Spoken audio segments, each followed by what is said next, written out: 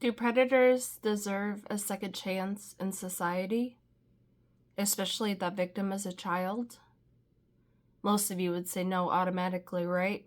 But I would say yes.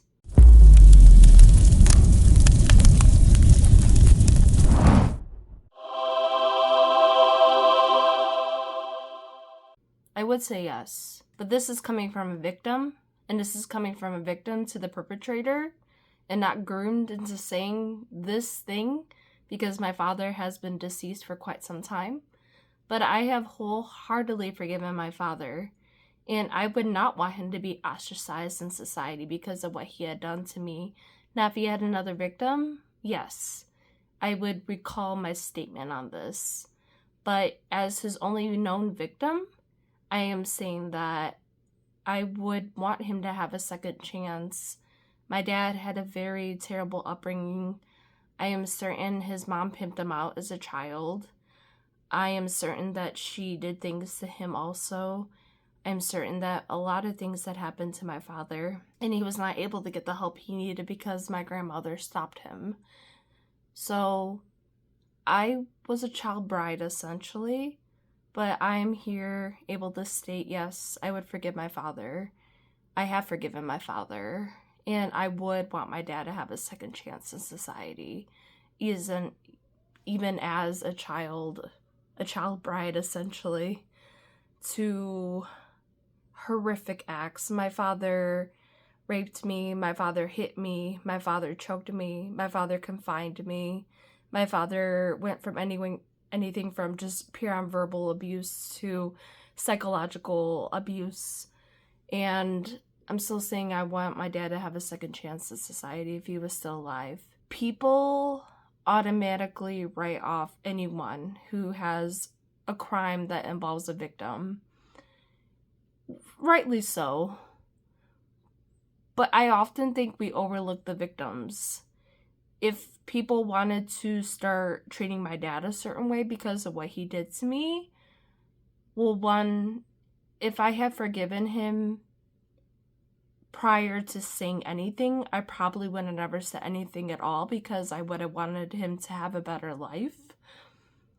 But because I have said something, but he is deceased, I'm still saying that my dad was a wonderful man, and I have wholeheartedly forgiven him. And if he was still alive in today, and people knew what happened, and a lot of people knew about the physical abuse at least, I would still say, yeah, I want my dad to have a second chance in society.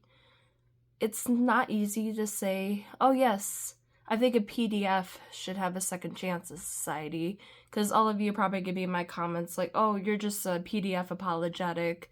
I'm a victim. I'm a victim. You don't know what I went through. And if I can forgive my perpetrator, I'm not saying like victims have to do what I'm doing. Like, if you straight up have been abused by somebody and you do not believe they have a second chance, they don't. You are the victim, you make the call. It is all up to you. It is not up to the perpetrator. This is me as the victim stating, yes, my perpetrator I do forgive, and I want to have a second chance in society. If you were a victim of someone and you're like, no, they don't deserve it, they're gonna perpetrate again, then that's your call.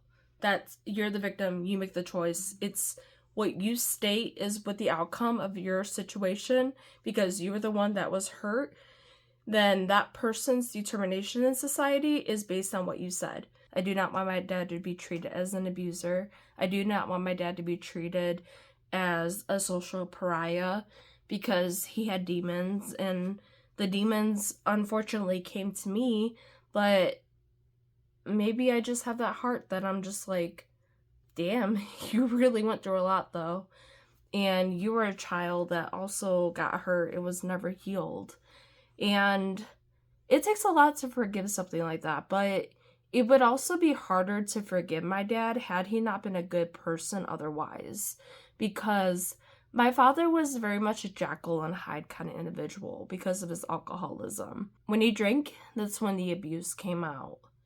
but when he was sober, he was quite cool. Even when he was tipsy, he was quite cool. Like, it was only when he got, like, really drunk that things took a turn for the worse. This brings me to a hard conversation because we throw PDFs or pedophilia or the word pedo or everything just so freaking casually that now we have to be censored on YouTube because it's offensive. Like, yes, because it is offensive. So why do we use this loosely? To harm a child is probably the most ultimate sin to anything in the world. Like, murder, you can convince me that it could be in self-defense. Stealing, you can convince me that you are at a very desperate point in life and you had to do something. You can convince me any crime in the books that can have at least something that might justify why it happened, but harm against a child is not it. Now, abortion would be the only exception, but I am pro-choice, and I have my reasons for being pro-choice, and I actually have a good video I'm going to come out with that, is being somebody who is fully Christian and fully pro-choice, and how biblically I'm able to bring those aspects together. But otherwise, harm against a child, and I don't consider, until you're born, you're not fully there yet. You're not the human yet. But again, I will make that video. But also look forward to that because I have a lot to say about pro-life as a Christian. And trust me, I care about the kids. This is why I make these videos and the videos I do on TikTok. Children, there's no time that you can just convince me in any capacity of harm against a child because, one, a child's innocent. A child's innocent. Like, a child, especially, like, the younger you are, the less you know. So every child is just ignorant bliss, completely. Because that's how they're programmed. That's how they're biologically made up from the mind to their growth until we're an adult, and then we can have, like, complexities in reality and understanding nuances of everyday situations. But children cannot do that. They cannot. I think so much of adults personify their own mental awareness and think children have that, but they don't. Children do not have the same awareness we do. They do not have the same boundaries we do. They do not have the same conceptualization of self. And that's why growing up without any impediment of trauma is very important, because that child is growing in themselves, and when they get to adulthood, then they have a full conceptualization of self based on their experiences, starting to draw on nuances, starting to understand complexities of socialization and reality. But because kids are learning, kids can be annoying. Some parents don't know how to parent just out of impatience, and that might not be their problem too. Like, they may have been put in an impossible situation where they had to raise a kid and they might not know how to parent, so they may use corporal punishment, or they may not be as fulfilling of the child's needs because they're not aware. And this is also why it's important to have kids later in life, because when you're older, you have more awareness, more knowledge, more wisdom in order to raise a kid. Raising kids is hard. So I understand even my own abuse, where I had been popped because I said something, or I was spanked harder than I should have been because maybe I was acting out or being too loud. Is this stuff appropriate? No, don't do this shit. If you do this shit to your kid, you're a terrible parent. Again, and then it's up to your kid if they want to forgive you or not.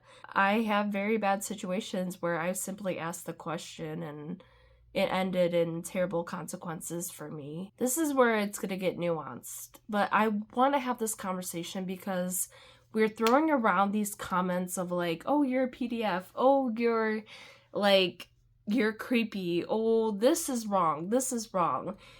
Not everything is. Not everything should be thrown with the insult of something that is so horrific. Like, if you want to insult somebody, make it clever. Like, I don't need to see people on Twitter making fake posts about people being a pedophile because they want to get back at them. Like, no, again, this is harm against children we're talking about. As I am talking about predator and PDF and abuse against children, there's something I learn about very often that's not talked about that I do want to talk about. And this is probably going to make me a very problematic person, possibly, but I want you to hear me out because this is from a person who has studied psychology, who has a background in sociology, who has worked in mental health, who's worked across the board with many types of individuals. Simply a person of above 18 going for somebody who is below 18 does not automatically make them a pedophile. Hear me out. There's some individuals, if their mental mind is not at the age that they are reflected in their biological, calendar, they're gonna age duck, which means they're gonna go for people that represent their mental age, even though it doesn't match their physical age. Which means this could be somebody who is 19 but has the mentality of a 14-year-old, ducking down and wanting to be with a 14-year-old because they feel they coexist with that. And that's problematic. And you know how we could fix that? Not forcing people to get into relationships early in life. Like, the fact that we think 18 is the prime age to get a woman up and into a relationship is fucking asinine. So how we can improve at least that whole conundrum of what is pedophilia but what technically is not is just encouraging people that are of a lower mental age to wait until they're older to then date, because if they're 30 and they're ducking 5 years, that means they're gonna date a 25-year-old, which, what problem do we have then?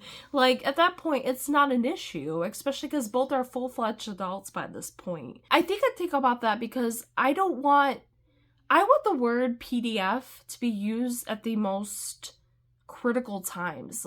Again, the fact that we just throw this around, just willy-nilly because we feel like insulting people is asinine in my mind. Pedophilia is a dark individual. I cannot imagine somebody who is genuinely happy with the torture of a child. And that's why I'm saying that there's a huge difference between age regression, age ducking, and pedophilia. Those first two are problematic, but the person's not coming at it from because pedophilia is going to be from the torture of a kid, so they're not coming from it from a torturous reason. They're thinking in their head, I like this person because they relate to me, but not fully grasping, you can't do that. When we throw terms to people that yes, it could apply, but maybe we should look at it a little bit deeper. Now, is it right? No, it's not right. But that's why encouraging people who may age duck to wait until their older years to date is very appropriate then, because if they do age duck to their mental age versus their biological age, they're more likely to be in a consensual adult relationship without any inclusion even close to a minor.